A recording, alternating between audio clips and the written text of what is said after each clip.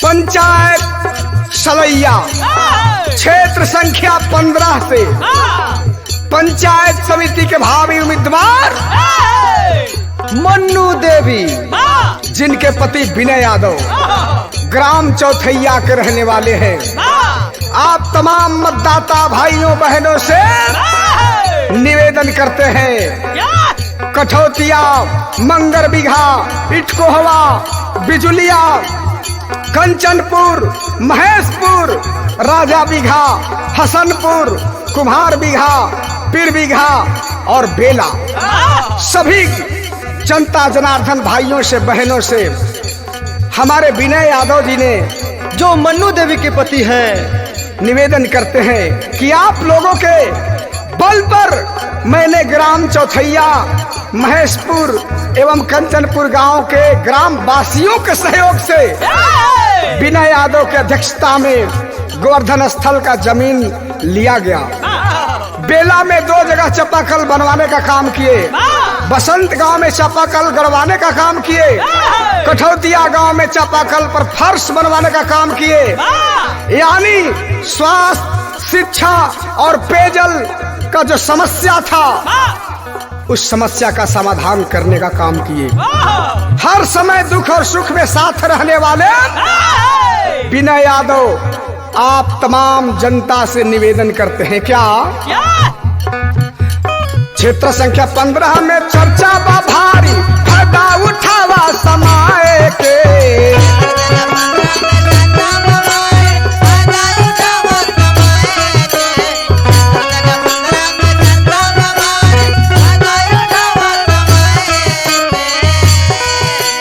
क्षेत्र संख्या 15 में चर्चा बा भारी, फायदा उठावा समाए के। पंचायत समिति बनावा मन्नू देवी विनय के।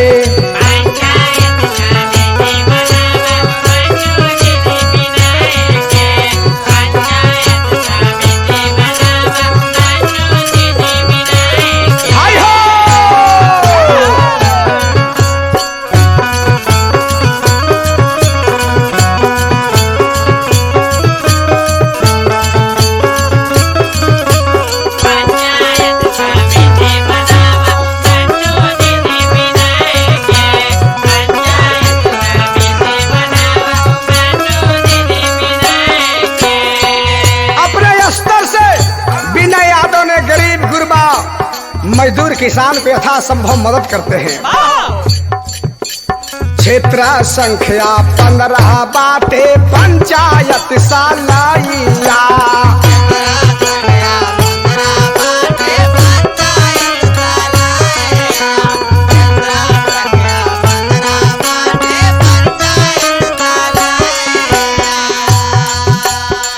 पार्टी विनय यादव गाँव हो चौथैया। गाँव बट चौथैया।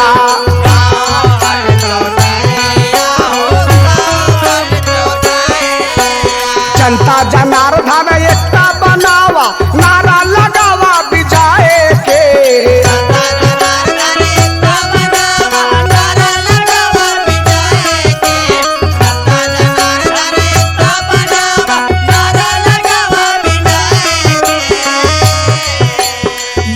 जनार्दन एकता बनावा, नारा लगावा विजय के। पंचायत समिति बनावा मन्नू देवी विनय के।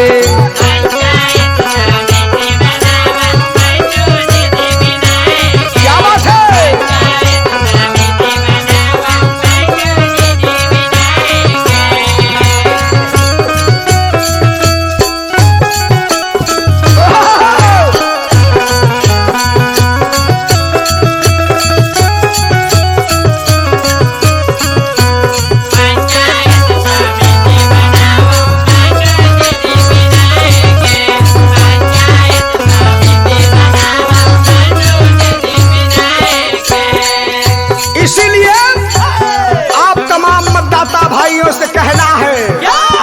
चौथैया बसंत कोठौतिया मंगर बीघा बिजुलिया।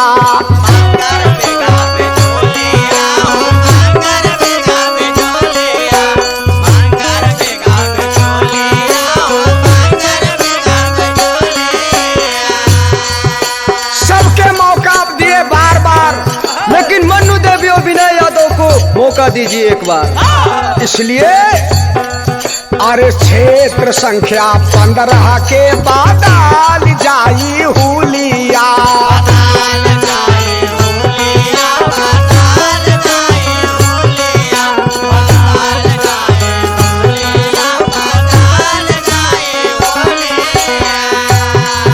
इट कोहवा महेशपुर कचनपुर वाले छोड़ा संसाय के। कोहवा महेशपुर छोड़ा संसाय के। इट कोहवा महेशपुर इट कोहवा महेशपुर कचनपुर वाले छोड़ा संसाय के। पंचायत समिति बनावा मन्नू देवी विनय के।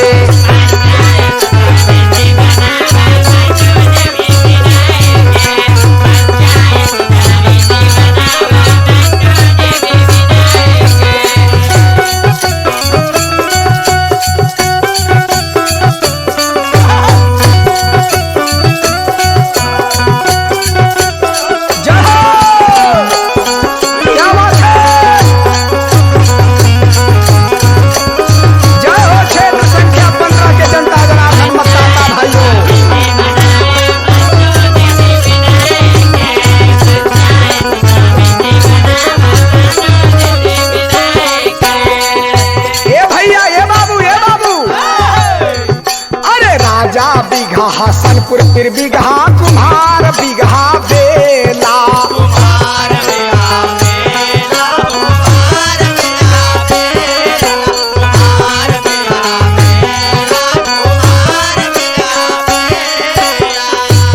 इस बार परिवर्तन का जो लहर बह चुका है, क्षेत्र संख्या 15 के जनता जनार्दन ने मन बना लिए हैं कि मन्नू देवी और विनय यादव को जिताना है और पंचायत समिति के कुर्सी पर बैठाना है। इसलिए अरे जन जन में आवाज उठल बा, सब कोई यही कहेला।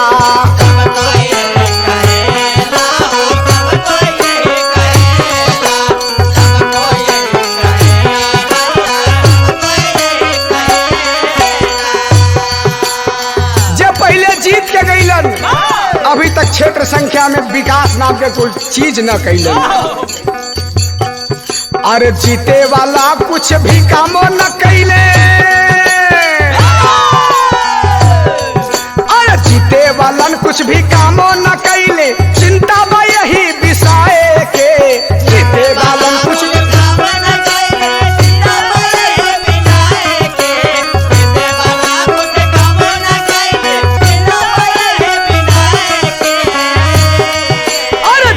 वालन कुछ भी कामो न कैले। चिंता बा यही विषय के। पंचायत समिति बनावा मन्नू देवी विनय के।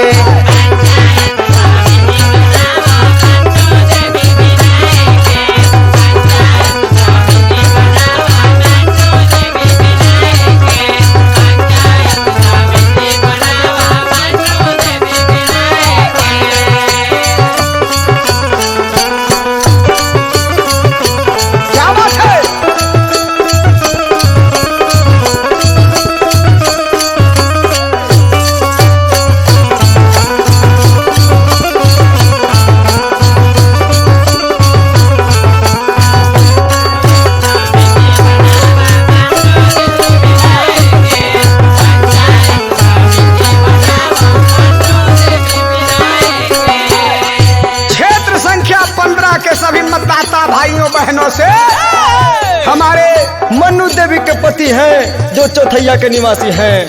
हाथ जोड़ के बार बार निवेदन करते हैं कि आप लोग चट्टानी एकता के परिचय दे करके हमें पंचायत समिति बनाने का काम किए और बनाएंगे तो हम सभी को विकास करवाएंगे।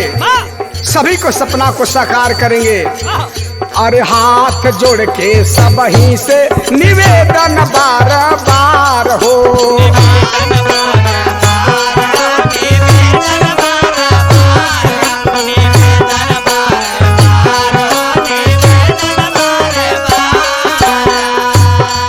अरे मन्नू देवी पति विनय के मौका दे दो एक बार हो।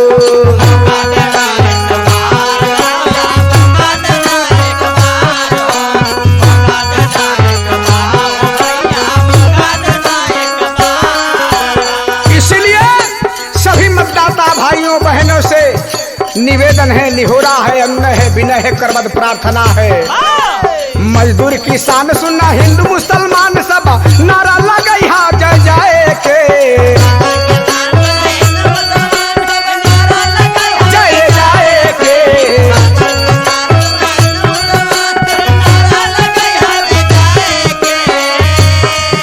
अरे मजदूर किसान सुनना हिंदू मुसलमान सब नारा लगाई हा जय जय के। पंचायत समिति बनावा मन्नू देवी विनायक के।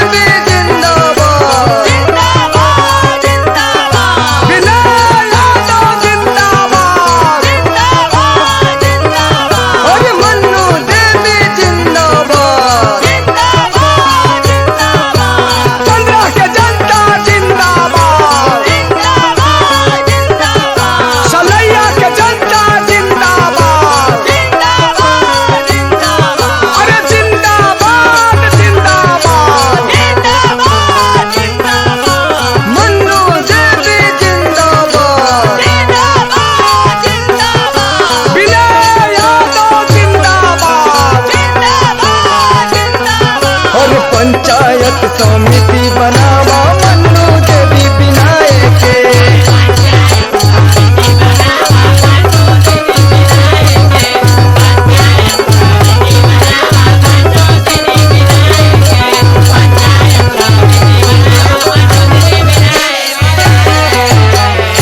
Recorded by Gunjan Recording Studio, Dalnagar.